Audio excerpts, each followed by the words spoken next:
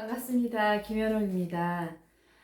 오늘 영상에서는 아브라함과 조카 롯의 이야기를 나눌 겁니다. 지난 영상에서 말씀드렸다시피 아브라함은 하나님과 함께 믿음의 여정을 하고 있습니다. 그래서 그 여정에 아브라함의 어떤 실수들도 나타났었다라고 했고, 이후에도 그 실수는 또 나타난다라고 말씀을 드렸는데요. 오늘도 어떻게 보면 인간적인 아브라함의 모습일 수는 있습니다. 실수라고 보기보다는 그냥 인간적인 아브라함의 모습이에요. 자, 애굽 땅에서 어마어마한 은금과 재물을 얻게 된 아브라함은 다시 어디로 돌아옵니까? 떠나지 말았어야 될 그 가나안 땅으로 다시 돌아오죠. 원래 있었던 그 네겝이라는 지역으로 다시 돌아옵니다. 그리고 돌아와서 다시 또 조금 더 위쪽, 북쪽이었던 베델과 아이라는 곳에 다시 장막을 쳐요. 이때의 아브라함이 오늘날 저와 여러분이 살아가는 것 같은 뭐 이렇게 돌로 지은 집이라든지 나무로 지은 이런 집에 살 거라 생각하시면 안 됩니다. 아브라함은 아직 텐트를 치고 사는 삶을 살고 있는 거예요. 그래서 그 양떼를 몰아야 하기 때문에 그 양떼를 따라서 언제든지 따라갈 수 있게끔 아브라함은 그렇게 텐트 치고 사는 삶을 살고 있는 중입니다. 자, 그런데 너무나 은과 금이 풍부하고 심지어 누구도 그 소유를 많이 얻게 되냐면 조카였던 롯에게도 되게 많은 재물이 돌아간 것입니다. 아마도 아브라함의 삶에 이 롯이 하나밖에 없는 조카이면서 자식과 같은 그런 자신의 피부치란 말이죠.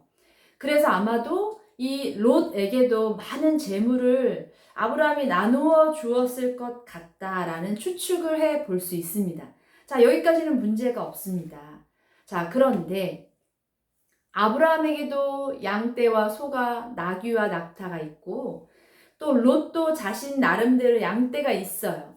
그런데 이 가나안이라는 지역이 넓은 지역이 아니다 보니까 이 자꾸 이 양떼를 몰고 다니는 이 아브라함의 목자들과 이 롯의 목자들이 서로 그 양떼들에게 좋은 풀을 먹이기 위한 이런 경쟁 아닌 싸움이 있었던 것으로 보여요.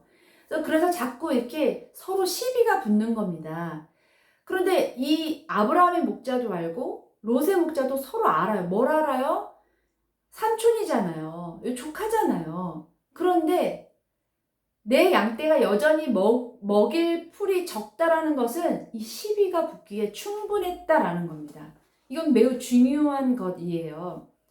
왜냐하면 이렇게 농사 짓는 농업이나 이런 거에 종사하는 사람들이 아니잖아요. 목축업자들이란 말이죠. 그런데 목축업자들이 가장 중요한 건 양떼나 소떼가 먹을 거가 중요한데 이게 부족하니까 당연히 이 시비가 서로 붙는 거죠. 그럼 또 이 사실을 당연히 누가 알게 돼요? 아브라함과 롯이 알게 되고 몇 번 조율을 했지 않겠습니까?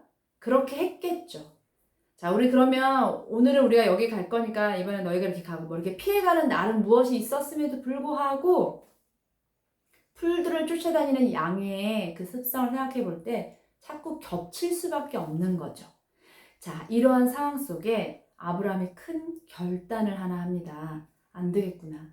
이러다간 진짜 롯과 이렇게 어떤 이렇게 등을 질 만한 일이 생길 것 같아서 그랬는지 아니면 정말 롯을 위해서였는지 무엇이었는지 알 수 없습니다만 아브라함이 결단해요.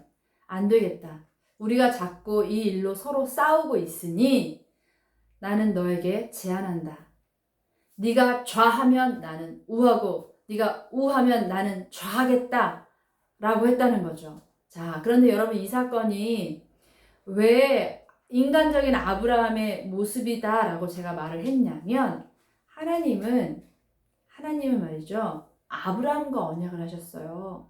롯과 언약을 하신 게 아니란 말씀인 거죠. 그런데 롯이 옆에서 이 아브라함이 자신의 삼촌이 하나님과의 관계를 통하여서 이 복을 얻는 걸 옆에서 그래도 계속 봤거든요. 보았을 뿐만 아니라 심지어 애굽에서 있었던 일을 통하여서도 오히려 자신의 삼촌이 재물을 얻는 것을 보았단 말이에요. 그런데 그런 롯이 만약에 그래요 삼촌 나는 이 가나안 땅에 머물겠어요 라고 하면 어떻게 되는 거예요? 아브라함이 가나안을 떠나야 되는 거예요.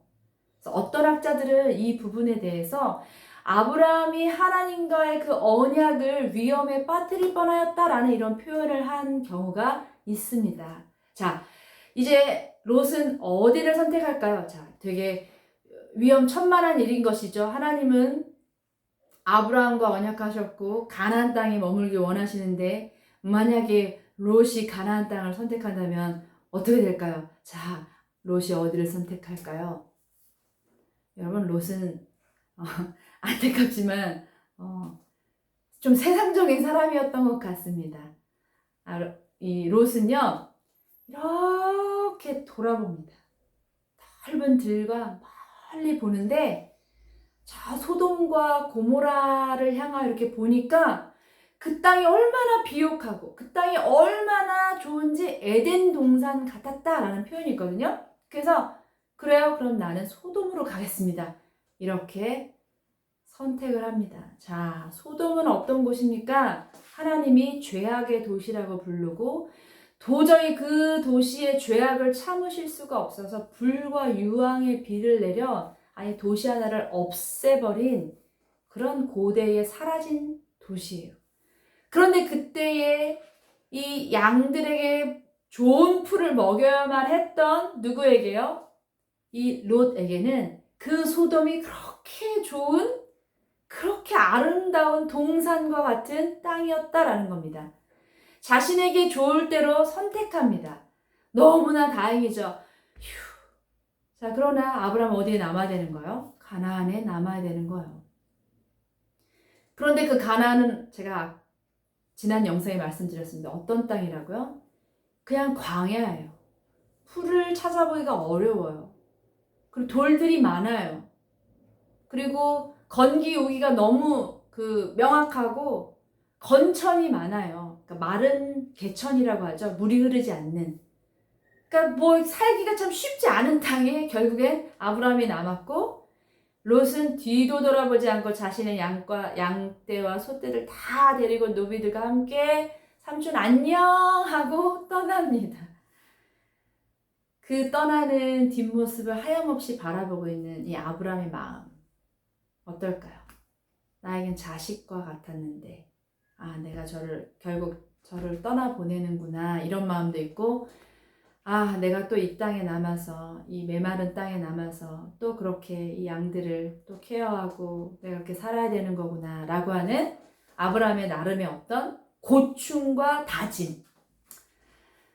자, 이것이 오늘 아브라함의 이야기입니다. 여러분 이야기가 어떻게 들리시는지 모르겠습니다. 우리는 때때로 하나님 우리의 약속하신 어떤 약속에 대하여 왜 하나님이 약속이 이루어지지 않는 거예요? 라고 외치는 경우가 있습니다. 그런데 오늘 아브라함의 모습을 통하여서는 혹시 그 하나님이 우리에게 이루시려고 하는 그 약속이 이루어지는 것에 대하여 방해자가 그 약속을 이루지 못하도록 하는 대상이 혹시 우리 자신은 아닐까라는 생각을 저는 좀 해보게 됩니다. 여러분은 어떠신지 모르겠어요. 아브라함은 다시 또 모래바람 휘 불어 다시는 그곳에 이제 남아서 또 삶을 살아야만 하는 것이죠. 그리고 여전히 부족하지만 그 풀들을 먹이기 위해서 열심히 양떼들을 돌보겠죠. 여러분 이것이 아브라함이 하나님과 함께하고 있는 믿음의 여정입니다. 아브라함은 그 땅을 지켜야 하고 하나님의 약속이 그 땅에서 이루어지도록 그 땅에 머물러야 할 이유가 분명합니다. 그러나 그 당시에 아브라함에게는 잘 보이지 않는 거예요.